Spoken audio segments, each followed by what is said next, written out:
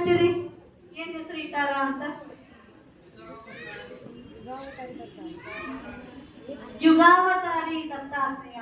ಯುಗಾವತಾರಿ ದತ್ತ ಒಂದು ಯುಗದಲ್ಲ, ಯುಗದಲ್ಲಿ ವಿಭಿನ್ನ ರೀತಿಯಲ್ಲಿ ಅವತಾರ ಮಾಡಿ ಆ ಯುಗವನ್ನ ಸಾರ್ಥಕಗೊಳಿಸಿದಂತಹ ಭಗವನ್ ಧ್ಯಾನವನ್ನ ಇದೀಗ ಈ ಒಂದು ದೃಶ್ಯದ ಮೂಲಕ ನಾವೆಲ್ಲರೂ ಕಣ್ಮನವನ್ನು ತುಂಬಿಕೊಳ್ಳೋಣ.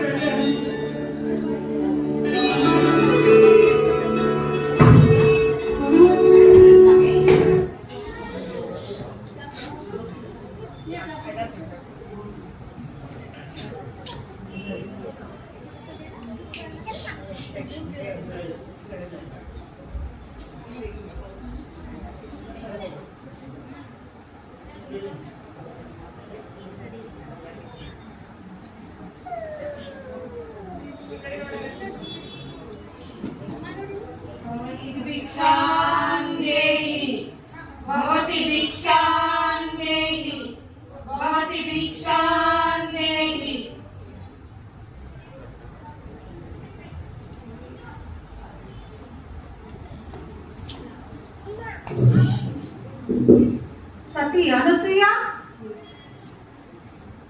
ದೈವ ಸ್ವರೂಪರಾದ ಅತಿಥಿಗಳು ನಮ್ಮ ಆಶ್ರಮಕ್ಕೆ ಬಂದಂತಿದೆ. ನೀನು ಅವರ ಸತ್ಕಾರ ಮಾಡು. ನನಗಾಗಿ ಅವರನ್ನು ಕಾಯಿಸಬೇಡ. ನೀನು ಅವರ ಸತ್ಕಾರ ಮಾಡಿದ್ದಲ್ಲಾಗಿ ನಮಗೆ ಶ್ರೇಯಸ್ಸಾಗುವುದು. ಆ ಪರಮಾತ್ಮನ ಸ್ವರೂಪರಾದ ಆ ಯತಿಗಳು ನಮ್ಮನ್ನು ಹರಿಸಿದರೆ ನಮ್ಮ ಗೃಹಸ್ಥಾಶ್ರಮದ ಬದುಕು ಸಾರ್ಥಕವಾಗುವುದು.